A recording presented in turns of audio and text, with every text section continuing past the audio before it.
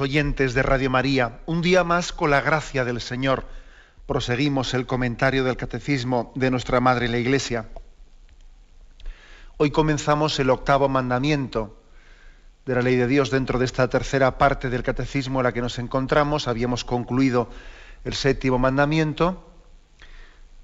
En el punto 2464 comenzamos el 8º mandamiento. Sabéis que no solemos comentar en este programa los puntos de resumen, porque el catecismo mayor que estamos comentando, al final de cada capítulo suele hacer un pequeño resumen de una manera abreviada de los contenidos que más ampliamente pues, ha desarrollado.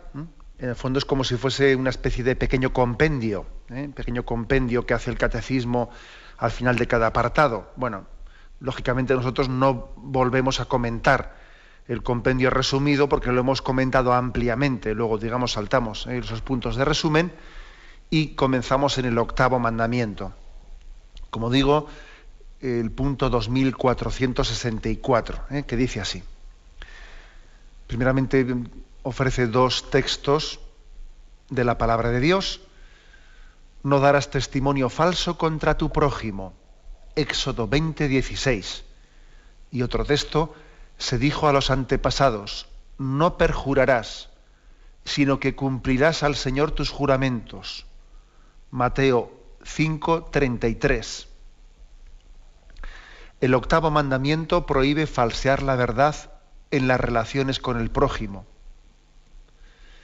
Este precepto moral deriva de la vocación del pueblo santo a ser testigo de su Dios, que es y que quiere la verdad. Las ofensas a la verdad expresan mediante palabras o acciones un rechazo a comprometerse con la rectitud moral. Son infidelidades básicas frente a Dios y en ese sentido socavan las bases de la alianza. Bueno, pues introduciendo, es un punto introductorio, como siempre suele hacer el catecismo. Los dos textos bíblicos que se comentan, bueno, la verdad es que hay distintas formas, ¿no?, de faltar a la verdad y reflejan dos concretas, ¿no? No darás falso testimonio contra tu prójimo. Bueno, pues este texto del Antiguo Testamento, Éxodo 20:16, hace referencia a una mentira que perjudica al prójimo, un falso testimonio contra el prójimo, una de las formas de faltar a la verdad más graves, se acerca a la calumnia o al falso testimonio. El texto elegido del Nuevo Testamento pues hace referencia al perjurio. Se dijo a tus antepasados, no perjurarás. O sea, nuestra obligación de cumplir los juramentos, ¿no? Cuando ponemos a Dios por testigo, en ese momento pues el compromiso con la verdad es máximo, ¿no? El hecho de que el juramento, el recurso al juramento suponga, ¿no?, pues un poner a Dios por testigo, es una manifestación máxima del compromiso que tenemos con la verdad. Ahora bien, en ese texto de Mateo 5:33, precisamente lo que Jesús viene es a rectificar una costumbre pues excesiva de estar siempre poniendo a Dios por testigo. Tú no estés siempre jurando. Cuando sea sí, di sí. Y cuando sea no, di no. Esta frase de Jesús, Mateo 5:33, tiene mucha importancia. Esa rectificación que hace Jesús contra esa costumbre excesiva de estar siempre jurando. Voy a leer el texto porque en el fondo esto encuadra muy bien lo que queremos hoy introducir. Dice, sobre el juramento. Igualmente sabéis que se dijo a nuestros antepasados, no jures en falso, sino que cumple lo que prometiste al Señor con juramento. Pero yo os digo, no jures en manera alguna, no jures por el cielo, porque es el trono de Dios, ni por la tierra, porque es el estrado de sus pies, ni por Jerusalén, porque es la ciudad del gran rey. Ni siquiera jures por tu propia cabeza, porque no está en tu mano hacer blanco o negro, ni uno solo de tus cabellos. Decid simplemente sí o no. Todo lo que exceda de ahí procede del maligno. Bueno, en su día ya dijimos en el catecismo que también pues este texto, la forma en la que la tradición cristiana, la primitiva comunidad cristiana y el desarrollo posterior lo ha puesto, o sea, lo ha llevado a efecto, pues no ha sido la literalidad de no recurrir nunca al juramento, sino la de no abusar de él. Igual que también hay otros textos, por ejemplo, cuando dice, y no llaméis a nadie padre en la tierra, porque solamente hay un padre en el cielo. Bueno, bien, de acuerdo. Digamos, la tradición cristiana no ha interpretado esas palabras de Jesús en la literalidad de que no llamemos padre a nadie. Llamamos padre a nuestro progenitor, ¿no? Pero no quiere decir que hayamos incumplido la palabra de Cristo. Cuando Jesús decía, no llaméis a nadie padre en la tierra, a lo que se estaba refiriendo, por lo menos así lo interpreta la tradición cristiana, que es la tradición, ¿no?, la que tiene esa iluminación del Espíritu Santo para entender adecuadamente la Sagrada Escritura. La tradición ha entendido que de lo que se trata no es de pronunciar la palabra Padre, sino entender que toda paternidad en esta vida no es sino un don, una prolongación de la paternidad de Dios.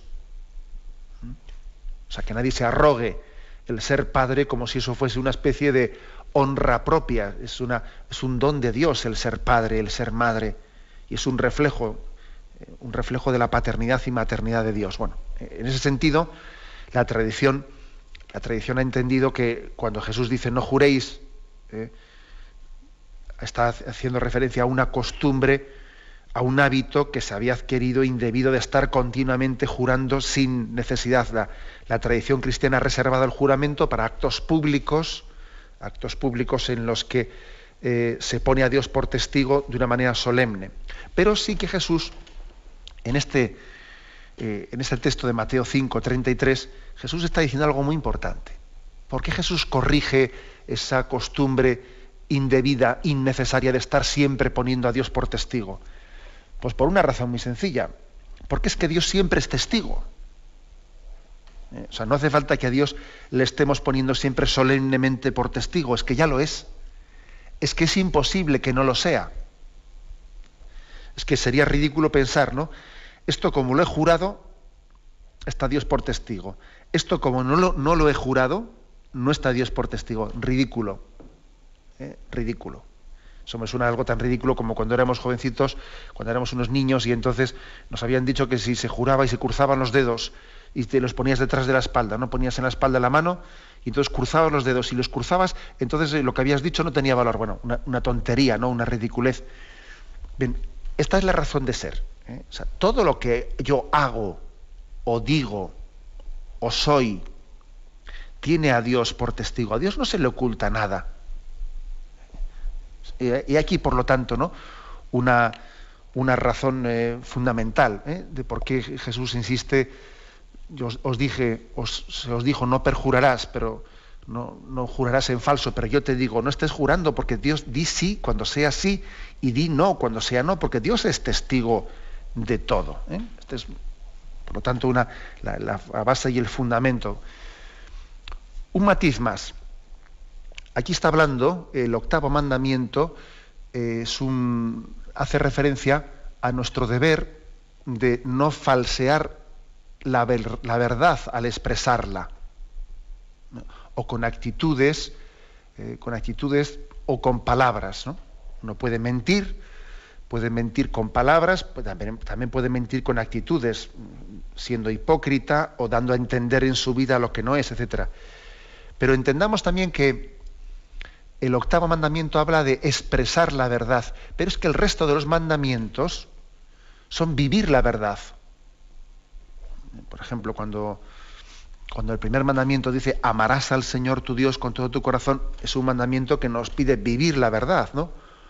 O el quinto mandamiento, no matarás, amarás la vida, es vivir una verdad. O sea que podríamos decir que todos los mandamientos hacen referencia a la verdad, a que amemos la verdad y nos comprometamos con la verdad. Solo que este mandamiento, el octavo, habla de la expresión de la verdad, de la comunicación de la verdad a los demás. Podemos decir que el resto de los mandamientos se comprometen en ser coherentes con la verdad. El octavo, habla de la expresión de la verdad para con los demás. Pues eso, pues, por ejemplo, el cuarto mandamiento, honrarás a tu padre y a tu madre, también es un compromiso con la verdad, es un compromiso con que mis padres, yo tengo un compromiso con ellos, un compromiso de amor, porque han sido un don de Dios para mí, y yo honro a mi padre y a mi madre, es decir, es un compromiso con la verdad. Bien, como digo, pues el octavo mandamiento está de una manera así específica hablando de la expresión de la verdad, expresión en palabras o en actitudes. Prohíbe falsear la verdad en la relación con el prójimo. Bueno, damos un pasito más, dice la segunda frase. Este precepto moral deriva de la vocación del pueblo santo a ser testigo de su Dios, que es y quiere la verdad. Vamos a ver, esto es importante, ¿no? Deriva, ¿de dónde viene el octavo mandamiento? De la vocación que tenemos a ser testigos de Dios. Esto es una cosa muy importante.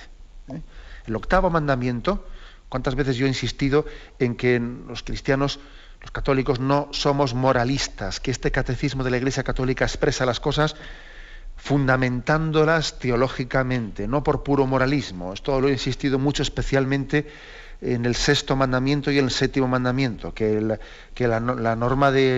las normas de la Iglesia Católica con respecto a la moral sexual no son un moralismo, de que esto está prohibido, esto no está prohibido, no, sino que se derivan, la moral sexual es la consecuencia de la alianza esponsal, de que nuestro corazón sea de Dios, bien sea a través del sacramento del matrimonio, bien sea directamente en un compromiso esponsal con Él, y por eso estamos llamados a vivir en pureza, a que nuestro cuerpo se integre, la sexualidad de nuestro cuerpo se integre en la vocación al amor. Por tanto, la castidad lo que hace es integrar las fuerzas, ¿no?, de la naturaleza de la sexualidad, integrarlas en esa alianza esponsal. Es vivirla, el aspecto somático, al servicio de la vocación al amor, de la alianza esponsal. No es un moralismo, por lo tanto, no es un cúmulo de prohibiciones y de mandatos, no. Nace de esa alianza esponsal. Lo mismo en el séptimo mandamiento, decíamos, no se trata de un moralismo, de que tengo que restituir, que no tengo que restituir. No, se trata de que todo lo que hablamos aquí sobre la doctrina social, sobre nuestros compromisos con la justicia, nacen del mandamiento del amor, expresado también el mandamiento del amor a través del uso recto de nuestros bienes. Y ahora lo mismo aplicamos esto de que esta presentación, esta fundamentación del octavo mandamiento. No se trata tampoco aquí de hacer pues, todo un elenco de esto prohibido, esto permitido, prohibido, permitido. No se trata de un moralismo. El octavo mandamiento, también todo lo que vamos aquí a distinguir sobre qué es hipocresía, qué es juicio temerario, qué es calumnia, qué es toda esa descripción que vamos a hacer de posibles pecados contra el octavo mandamiento, tiene una raíz, deriva esos compromisos morales, derivan, dice aquí, de la vocación que tenemos a ser testigos de Dios. Tenemos una vocación, hemos nacido para ser testigos de Dios. Testigos. Y uno dice, bueno, pues esa frase a mí me sorprende. Fijaros bien que lo primero que yo diría es que sin darnos cuenta, siempre estamos testimoniando algo. Sin pretenderlo, siempre traslucimos algo. Cuando alguien pues, es hijo de una familia en la que ha crecido sintiéndose amado, acogido, y ha tenido pues el gozo de haber crecido armónicamente, y bueno, pues es sin darse cuenta, sin pretenderlo, lo trasluce pues, que él ha sido hijo del amor en una familia, y lo trasluce en su vida, pues en la serenidad que tiene, pues en que él mismo está trasladando con los demás lo que él ha recibido en su familia, ¿no? Sin pretenderlo traslucimos, somos testigos, bueno, pues de los valores en los que hemos nacido. Bueno, pues eso nosotros aquí lo aplicamos a que hemos sido queridos por Dios, hemos sido elegidos por Dios, Dios ha puesto sus ojos en nosotros, el hecho de que existamos no es un fruto del azar, sino que ha sido una voluntad de Dios que nos ha elegido, ha pensado en nosotros desde toda la eternidad. Entonces, nosotros somos testigos de Dios. Nuestra existencia testimonia que Dios nos ha querido, que Dios nos ha amado. Entonces, esta es la vocación, dice aquí, del pueblo de Dios y de cada uno de nosotros. Estamos llamados a ser testigos de Dios.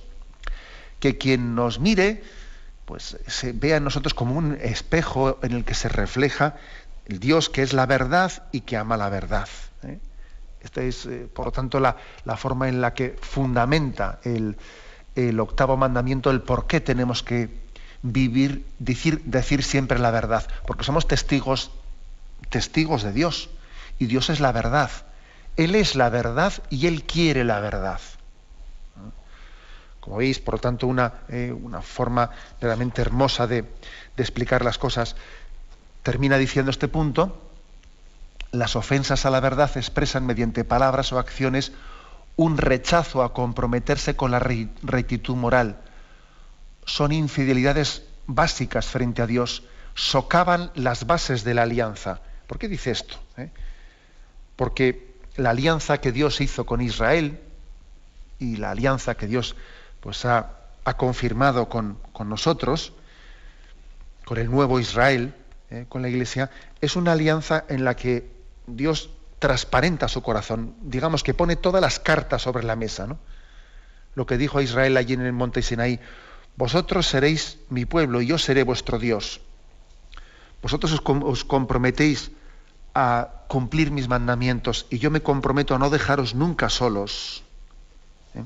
Esta es la alianza. Es como si Él nos dijese: yo no tengo ningún secreto para ti. Y especialmente en Jesucristo, ¿no? Ahora lo veremos, es decir, Dios desnuda su corazón. Y en ese hablarnos cara a cara y decir: yo ya no tengo ningún secreto para ti, porque al siervo no se le cuenta todo, el amo no le cuenta todo al siervo, pero al amigo, al hijo se lo cuenta todo, y a ti te lo he contado todo, no tengo ningún secreto para ti. Bueno, pues precisamente cuando nosotros vivimos en la mentira, socavamos, dice aquí, las bases de la alianza, porque Dios se ha desnudado ante nosotros. Dios se ha desnudado. Fijaros que hoy en día existe una tendencia esotérica a pensarse que Dios está escondidísimo, y entonces el hombre tiene que jugar un poco a la cábala, a buscar un secreto para ver los misterios del más allá. Y está ahí de moda que existan ahí programas televisivos que además ponen una especie de música de fondo de misterio para hablar así de temas, digamos, entre comillas, espirituales o del más allá, etcétera. Siempre estamos en esta especie de tendencia gnóstica, esotérica, pensando que Dios está como oculto y únicamente puede ser conocido por algunas mentes pues que han tenido acceso a algunos hallazgos o de papiros o manuscritos o algunas... Todo eso es ridículo. Todo eso es ridículo. Porque lo cierto es que Dios se ha desnudado ante nosotros y que en Jesucristo Dios se ha manifestado plenamente. Es como si Él nos dijese: mira, yo no tengo ningún secreto ante ti. Por eso, porque Dios es así de claro, de transparente, porque Dios se ha revelado, cuando nosotros mentimos y no somos hijos de la verdad, estamos socavando las bases de la alianza. Porque entonces dice: oye, la alianza tiene que tener, es una especie de pacto entre dos. Si yo estoy ante ti siempre expresando la totalidad de la verdad y tú conmigo pues estás ocultándola y falseándola, pues esta es una alianza que se rompe. Estás socavando la alianza. Dios es transparente, ¿no? Y por lo tanto se espera de nosotros que también lo seamos. Por eso tenemos obligación de ser veraces, amantes de la verdad, porque somos testigos del Dios veraz, del Dios que se ha desnudado, del Dios que se ha expresado plenamente ante nosotros en la revelación. Tenemos un momento de reflexión y continuamos enseguida.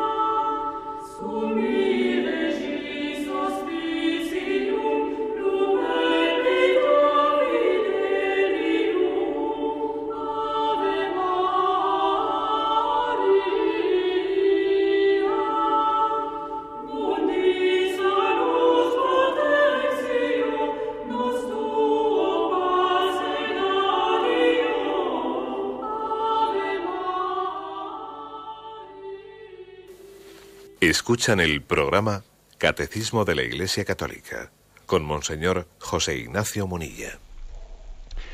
Continuamos en esta edición del Catecismo de la Iglesia Católica. Estamos introduciendo en el programa de hoy el tema del octavo mandamiento.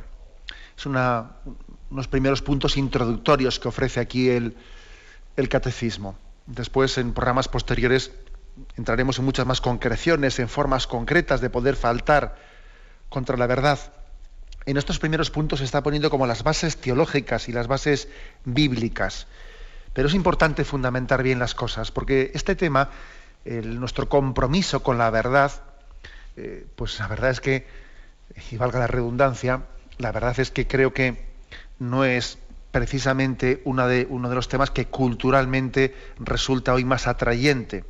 Estamos en una cultura en la que fácilmente se hacen simplismos más o menos del siguiente orden. Bueno, lo importante es el amor. Lo importante es el amor. No tanto el tema de la verdad.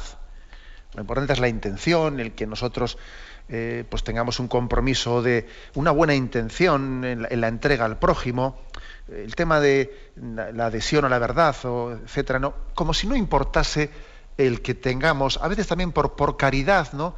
Por caridad se puede también mentir, o se puede relativizar la verdad, porque lo importante es pues, ese cariño y esa...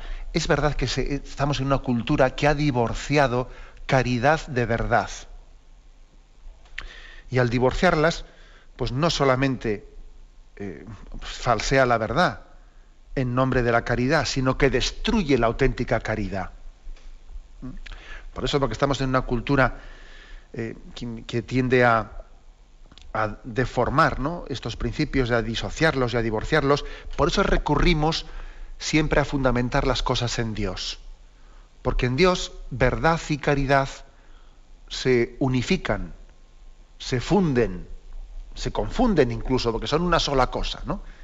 En Dios verdad y caridad, la verdad es que son un solo misterio, y somos nosotros los que tenemos la gran dificultad de verlos conjugados, porque nosotros tenemos esa complejidad fruto nacida del pecado. En Dios verdad y caridad pues se identifican.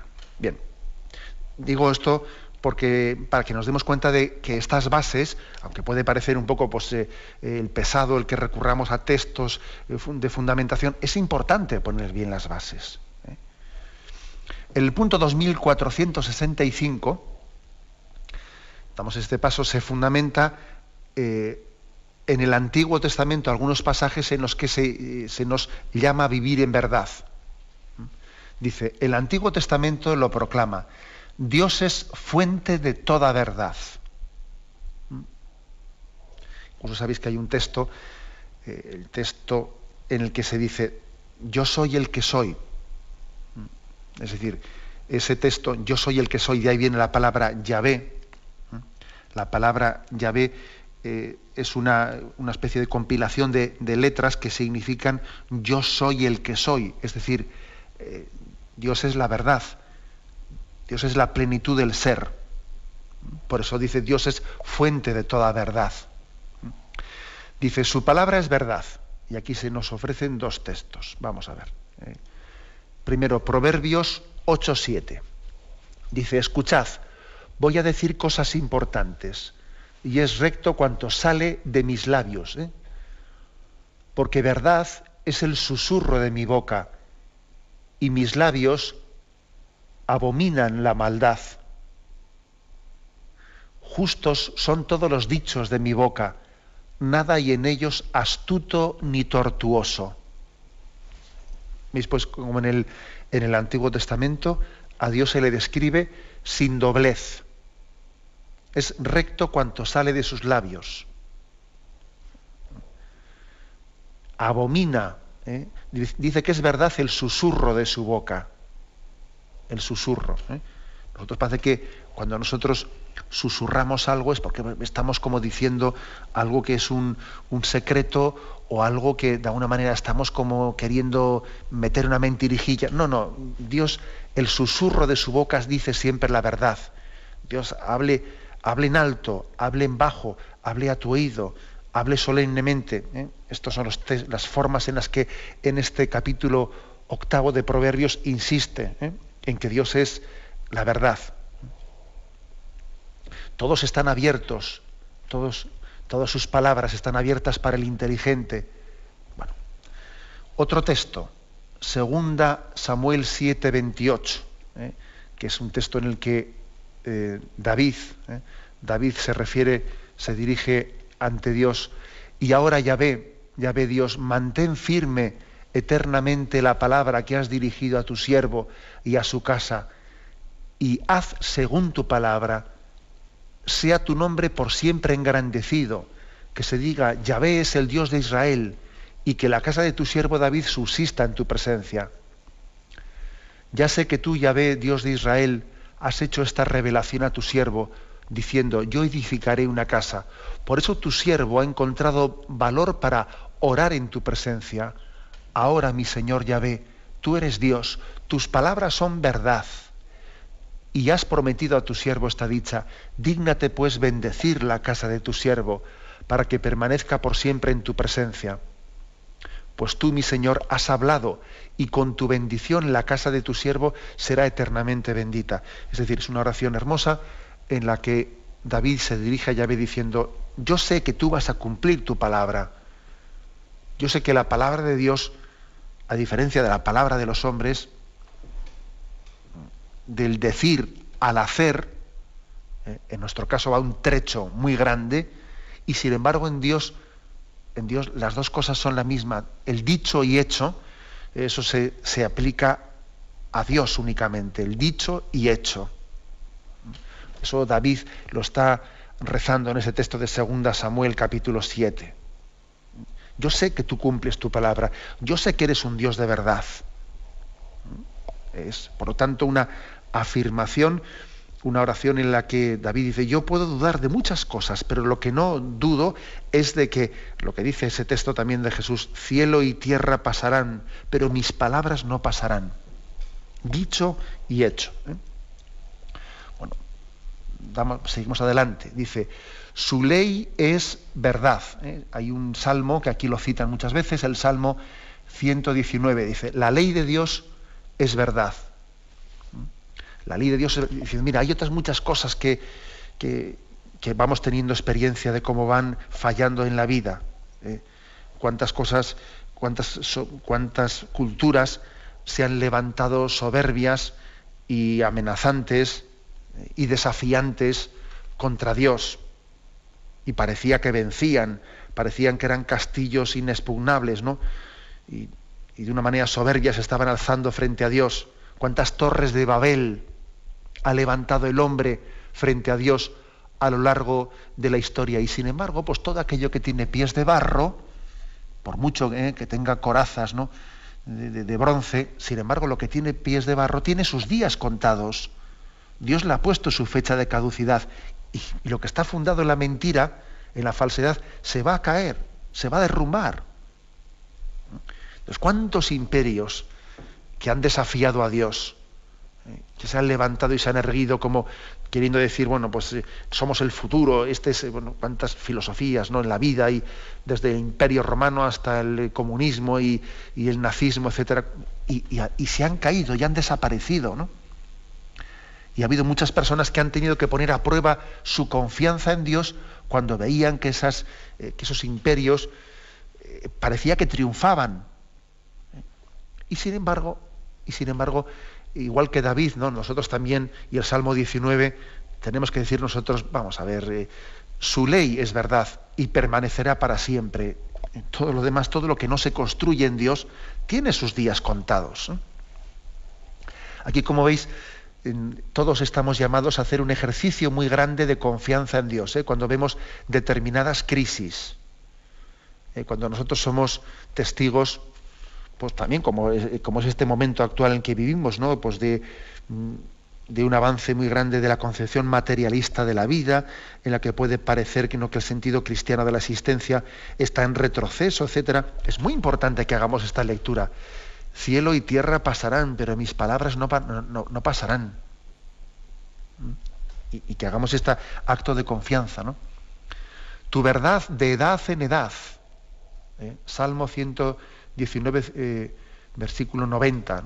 Tu verdad de edad en edad. Es decir, que es que la verdad de Dios es la misma ayer, hoy y siempre, y va a permanecer.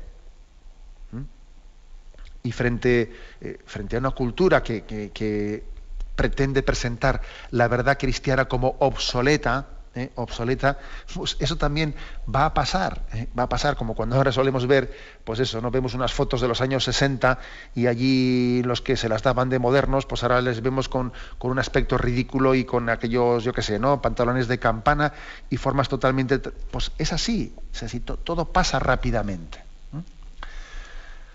Hay una referencia a que nos mantengamos firmes. Dios es la roca.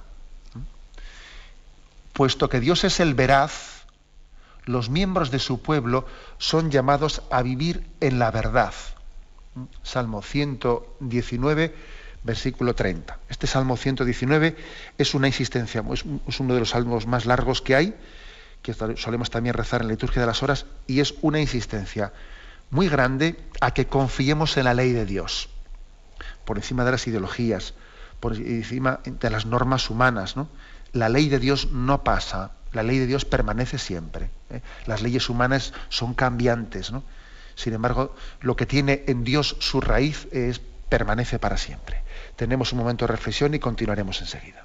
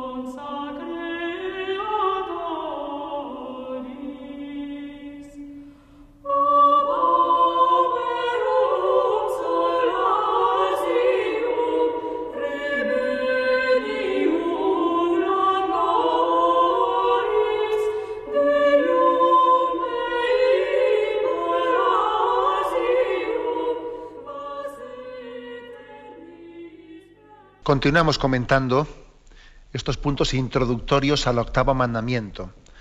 Hoy es el primer programa explicativo del octavo mandamiento y pone como las bases teológicas de esta obligación moral que tenemos de ser testigos de la verdad, testigos del Dios vivo y verdadero.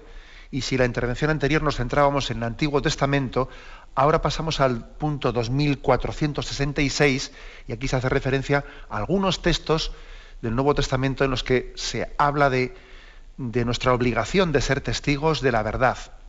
Dice, en Jesucristo la verdad de Dios se manifestó en plenitud. Si decimos que Dios es la verdad revelada, expresada, conocida, es precisamente Jesucristo. Si se le llama incluso el verbo es para subrayar que es la verdad comunicada. El verbo comunica, ¿no? La palabra es comunicación.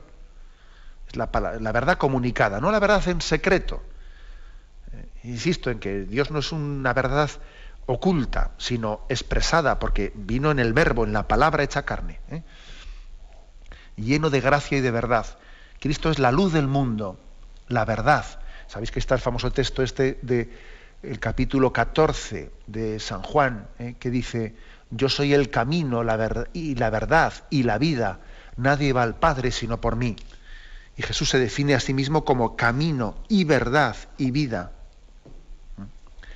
San Agustín, comentando ese texto, dice: Jesucristo es el camino, y luego dice, y la verdad. ¿Por qué? Dice, en cuanto hombre, en cuanto hombre, es camino. Y en cuanto Dios, en cuanto su naturaleza divina, es verdad. O sea, en la humanidad de Jesucristo nos conduce a fundirnos con la divinidad. La humanidad es el camino, pero Jesús tiene esa doble naturaleza, humano y divina. Y es el camino elegido por Dios para introducirnos en la divinidad. Camino y verdad. Y vida, dice, ¿no? En cuanto humanidad es camino. En cuanto verbo es verdad. Y en cuanto a que nos da el Espíritu Santo es la vida, porque el Espíritu Santo nos sostiene pues, en ese camino para fundirnos con el Padre. Bueno, esa es una pequeña exégesis que hace San Agustín, pero es un texto muy importante. Yo soy el camino y la verdad y la vida. Y esta es una frase liberadora para nosotros. Algunos, pues paradójicamente, ven este texto, yo soy el camino, la verdad y la vida, y hacen una interpretación diciendo, bueno, esto es una proclamación de intolerancia, porque si nadie tiene la verdad suma y plena, no, perdón, Dios sí la tiene. ¿Me explico? Esto también hay que decírselo a una cultura relativista. Nadie tiene la verdad plena, sí, Dios sí. Y aquel a quien Dios se la quiera comunicar. Ya sé que esta frase que acabo de decir puede ser escandalosa para una cultura del relativismo. Pues Dios es la plenitud de la verdad. Y Dios la tiene, y aquel a quien se la quiera comunicar. A ver si nosotros le vamos a impedir a Dios revelarse y comunicarse para hacerle más tolerante. Permitidme la broma, ¿no? Pero es así. Continúa. El que cree en Él no permanece en las tinieblas. Claro, es así. Cuando uno se adhiere a Cristo y es la verdad plena, no permanecemos en las tinieblas. Es como si uno se acerca en medio de una noche a una farola. Evidentemente esa farola le da luz. Así también el que cree en mí no permanece en tinieblas. Dice Juan 12:46. Me pongo bajo la farola, me está iluminando. El discípulo de Jesús permanece en su palabra, en la palabra de Cristo, para conocer la verdad que hace libre. Otro texto famosísimo, la verdad nos hará libres, ¿no? Que está en Juan 8:31, lo vamos a leer. Dirigiéndose a los judíos que habían creído en él, dijo Jesús: si os mantenéis fieles a mi mensaje, seréis verdaderamente mis discípulos, conoceréis la verdad, y la verdad os hará libres. Está, por lo tanto, entendiendo, nosotros cuando decimos eso de la verdad nos hará libres, a veces aplicamos esa frase como desligándola de Jesucristo. No, hay que intentar explicar hacer una aplicación de esa expresión que ha pasado a ser ya como un refrán, ¿no? La verdad nos hará libres. Nace aquí del Evangelio, pero no la arranquemos de Jesucristo, porque cuando se dice aquí la verdad os hará libres, hace referencia al conocimiento de Jesucristo. Conocer a Jesucristo nos hace libres, porque en Él conocemos la verdad. Si no me acerco a esa farola, a la que yo decía antes, pues no conozco la verdad, porque no veo. En Cristo lo veo todo. Y es verdad que en Cristo veo la verdad, y soy capaz de distinguirla de la mentira. Si no me acerco a su luz, no distingo verdad de mentira. Esto lo estamos viendo muy claro, ¿no? Hoy en día, pues, ¿cuántas veces estamos observando cómo para distinguir la ley natural hay que acercarse a Jesucristo? La verdad es que la ley natural afirma cosas que son de sentido común, pero fíjate cómo son las cosas que si no te acercas a Cristo, el sentido común permanece oscuro. Nos lo está demostrando, ¿no? La realidad de la vida. Por lo tanto, textos fundamentales del Nuevo Testamento para sostener o fundamentar el octavo mandamiento. Yo soy el camino y la verdad y la vida. La verdad os hará libres, ¿no? Y sigue adelante. Y él dice, nos santifica. Seguir a Jesús es vivir del Espíritu de verdad que el Padre envía en su nombre y que conduce a la verdad completa. Estos textos que están ahí en Juan 14 y en Juan 16 hacen referencia a que Cristo es la verdad, pero Él nos envía el Espíritu de verdad para que el Espíritu Santo, el Espíritu de verdad, nos conduzca a la verdad plena. Es decir, que nosotros la verdad de Jesucristo la recibimos en el Espíritu Santo. Por eso, esa pequeña exégesis que hacía San Agustín: yo soy el camino, la verdad y la vida. Camino, decía yo antes, en cuanto a la humanidad, verdad en cuanto a la divinidad, pero vida en cuanto a que te voy a dar el Espíritu Santo, os doy el Espíritu Santo, que es el Espíritu de verdad, para que Él os conduzca a la verdad plena. O sea, no nos deja huérfanos Jesucristo en su ascensión, sino que nos asiste enviándonos junto con el Padre, el Espíritu Santo, y así nos guíe a la verdad plena. Porque nosotros también, así como la verdad en Dios es, digamos, es una verdad en acto, nosotros, sin embargo, tenemos todo un proceso tenemos que recorrer un camino para llegar a esa plenitud, a ese acto. Estamos en potencia, como se dice, ¿no? Tenemos todavía en potencia la adhesión plena a la verdad. Dios la tiene ya en su totalidad, ¿no? Pero nosotros tenemos que crecer para abrirnos más. Por eso el Espíritu Santo tiene que hacer una labor progresiva para que nosotros vayamos comprendiendo todo lo que nos dijo Jesucristo. En Jesucristo está la plenitud de la verdad, pero nosotros necesitamos que el Espíritu Santo nos vaya poco a poco haciendo crecer en ella. Porque no somos capaces de vivirla, digamos, en acto totalmente, sino tenemos que tener todo un proceso pedagógico, ¿no?, de purificación y de abrirnos a ella. Bueno, pues estas son las bases teológicas. Jesucristo es la verdad revelada por el Padre y el Espíritu Santo ha sido enviado para que tengamos ese camino, ese recorrido, no nos desviemos en el conocimiento de la verdad y lleguemos también finalmente al Padre, fuente de toda verdad. Lo dejamos aquí y continuaremos, si Dios quiere, después de haber puesto estas bases explicativas en qué se funda ese mandamiento que tenemos a ser veraces, a ser testigos del Dios vivo.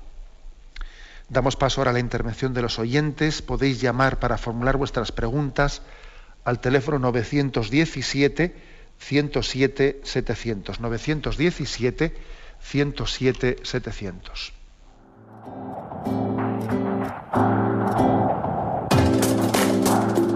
Estos voluntarios que dan su tiempo generosamente en el día a día. Un cordial saludo a todos los oyentes de Radio María.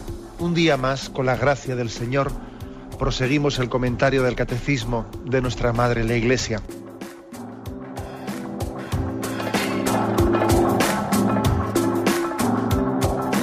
Porque le has quitado la única manera de protesta que tiene. O sea que cuando hay un dolor fuerte no hay que tomar analgésicos, hay que ir directamente al médico. Sí, hay que, bien, pero no analgésicos fuertes para que se cometa el error de bloquear la defensa y no poder llegar al diagnóstico. Bien. ¿Le gustaría tener sus programas favoritos de Radio María para escuchar en cualquier momento? Llame y pídanos el programa que más le interesa en cualquiera de sus emisiones. Recogeremos su petición además de sus datos completos para hacer el envío. Solo necesita tener un lector de CD o DVD que reproduzca el formato de compresión digital MP3. Llame al 914-550-480 y atenderemos su petición encantados. Tome nota. 914-550-480. Radio María, más cerca de usted.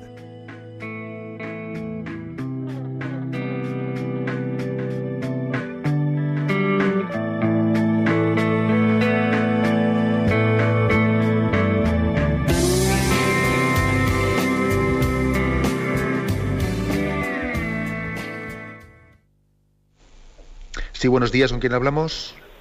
Hola, muy buenas, soy Antonio de Alicante. Adelante, Antonio, lo escuchamos. Mire, le quería hacer una pregunta sobre el tema de los mandamientos. Al principio del decálogo dice que no se harán imágenes, ni figuras, ni nada de eso. ¿Por qué la Iglesia no insiste en ese mandamiento? Bien, de acuerdo. Mire, vamos a ver, en la historia de la Iglesia, en la historia de la Iglesia ha existido pues una digamos, lucha entre dos posicionamientos, ¿no? O entre dos tendencias. La tendencia iconoclasta, que es una tendencia que viene a decir que hay que renunciar a cualquier tipo de representación, de ningún tipo de imagen, etcétera, y la tendencia un poco fetichista. La tendencia fetichista pues puede ser un poco la tendencia a tener siempre, pues poner una excesiva confianza en esta estampa, en este otro objeto que me han puesto, poniendo hasta una excesiva, dándole a un objeto que objeto es, dándole casi una veneración como si fuese de alguna manera pues una presencia del Dios mismo que no lo es, ¿no? Hay una doble tendencia, la tendencia fetichista, como digo, que siempre también a veces hay que decir, oye, no pongas tu corazón en lo que es un medio, en lo que es una representación. Pero también existe la otra tendencia, la iconoclasta, que la Iglesia condenó. Condenó, entre otras cosas, porque eso de que no te hagas ningún tipo de representación, claro, es una frase dicha en el Antiguo Testamento, pero no nos olvidemos que Dios mismo se hizo visible en Jesucristo. O sea, la encarnación matiza mucho eso de que no te hagas ninguna representación, porque Dios mismo toma carne humana y por tanto su rostro es visible entre nosotros. Claro, y eso cambia la economía del Antiguo Testamento al Nuevo Testamento. Hay un gran salto. Jesucristo, o sea, el Verbo se hace carne, toma una figura humana, y nosotros lógicamente no es que estemos haciendo ninguna herejía al representar la figura humana, porque Dios mismo se ha hecho hombre, ¿de acuerdo? Por tanto, digamos, dentro de esa especie de equilibrio que tiene que haber entre excesivo fetichismo de estar siempre queriendo tocar o palpar lo que es invisible, pero también existe el lado contrario, ¿no? El pretender, el olvidar de que el hombre es de carne y hueso y que nosotros necesitamos también ver, y Dios se ha adaptado a nuestra condición, a nuestra antropología, y se ha hecho visible y se ha hecho palpable. Y lo que el Señor le dice, ¿no? Pues le dice a Tomás, mira mis manos, mira, o sea, también nos lo dice a nosotros, ¿no? Necesitamos también imágenes en las que, sin apegarnos a ellas, no de una manera fetichista, sin apegarnos a ellas, sean también para nosotros un signo del Dios invisible. Adelante, vamos a pasar a un siguiente oyente. Buenos días.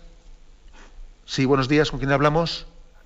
Sí, le llamo desde Alicante, padre. Adelante, le escuchamos también. Hola, buenos días. Yo quería simplemente, con el tema que he hablado de la verdad y de que Dios es verdad, quería dar mi testimonio, porque veo que, o sea, llevo poco tiempo en la Iglesia y veo que la Iglesia, ha sido una madre que verdaderamente me ha dicho siempre la verdad, y la verdad es que mediante el tiempo que llevo en la Iglesia y conociendo a Dios, pues me he dado cuenta de que he vivido toda la vida metido en una mentira, ¿no? O sea, de alguna forma, si Dios es la verdad, el demonio es la mentira. Entonces, he descubierto, he tenido la gracia de poder ver en mi historia que muchas cosas de las que yo pensaba que eran mi verdad hasta mis 30 años, pues se han convertido en una mentira, ¿no? Por ejemplo, yo toda mi vida he pensado que era homosexual,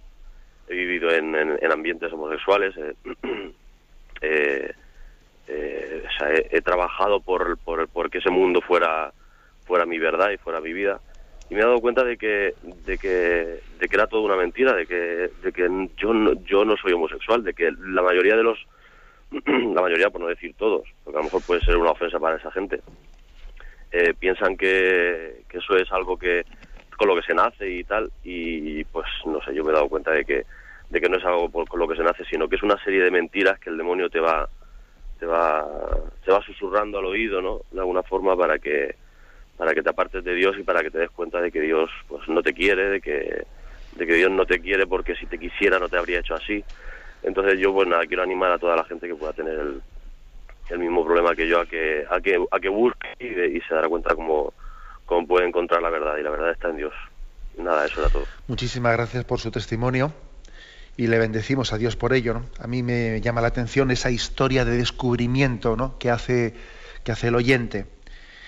Fijaros que antes que este oyente tuviese su encuentro con Jesucristo, pues esa verdad le podría resultar molesta. Y resulta que en ese encontrarse con Cristo, esa verdad que antes le podía resultar molesta, ahora le resulta liberadora. O sea, es que le descubre la verdad de su vida, ¿no? Y esto es curioso. O sea, cuando estamos abiertos a Jesucristo, la verdad libera, es consoladora, nos libera de... Y sin embargo, cuando estamos cerrados a Él, pues claro, una predicación moral, pues resulta que ya está aquí la Iglesia, no sé qué, diciendo que... mire usted, es que al final la clave está en la apertura interior a Jesucristo, y entender que en Él está la plenitud de la verdad, y Él nos hace entendernos a nosotros mismos, ¿no? Y podemos estar viviendo en una burbuja.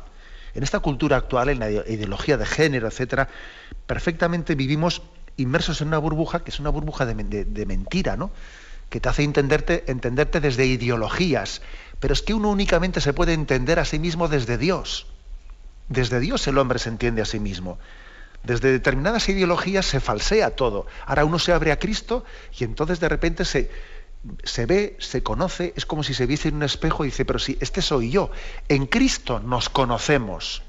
Sin Cristo nos desconocemos, ¿no? Esa es la historia también hermosa que este oyente nos testimonia, y damos gloria a Dios por ello. Adelante, vamos a pasar a un siguiente oyente. Buenos días. Hola, buenos días. Buenos días, sí. Luis, desde Asturias. Adelante, Luis. Bueno, primeramente, enhorabuena por su programa.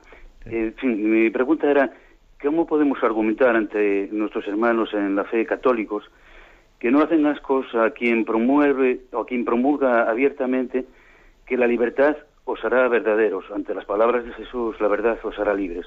Y la implicación en los tiempos actuales con la tergiversación de la verdad, incluso entre los creyentes, admitiendo aberraciones de la ley natural como el aborto, la pseudo muerte digna, la homosexualidad, etcétera. En fin, esa es mi pregunta. De acuerdo. Pues hombre, vamos a intentar, ¿no? Vamos a intentar a lo largo de los próximos programas dar respuesta detallada a esto, porque claro, la verdad es que lo que el oyente plantea es todo, pues de qué manera abordamos, o sea, descubrimos la falsedad de esta cultura en la que parece que el único criterio de moralidad es la propia elección. Esto es lo característico de esta cultura, que el criterio de moralidad es la propia elección, que tú seas el que elijas, que tú seas auténtico. Luego no importa si eliges A o B, si eliges verdad o mentira, si eliges bien o mal, no, eso es lo de menos. Lo importante es tu experiencia subjetiva, el hecho de que seas tú el que elijas y optes. Y claro, eso es una falsedad. La elección es muy importante, que no únicamente que seas tú el que la ejercites sin presiones, sino es muy importante que la elección conduzca al bien y a la verdad. De lo contrario, me importa muy poco ser auténtico, estar auténticamente equivocado, me importa muy poco. Aquí parece que lo importante es ser auténtico, ¿no? No. Lo importante es ser auténtico en el descubrimiento del bien y de la verdad. De lo contrario, me importa... O sea, creo que el oyente ha puesto el dedo en la llaga, ¿no? Vamos a intentar en los próximos programas irlo fundamentando y dando respuestas, ir descubriendo pues cómo la verdad nos hace libres y cómo Cristo es la plenitud de la verdad que nos libera, nos hace testigos de la verdad y nos hace comprometidos. Tenemos un compromiso moral con la verdad. Tenemos el tiempo cumplido. Me despido con la bendición de Dios Todopoderoso, Padre, Hijo y Espíritu Santo. Alabado sea Jesús.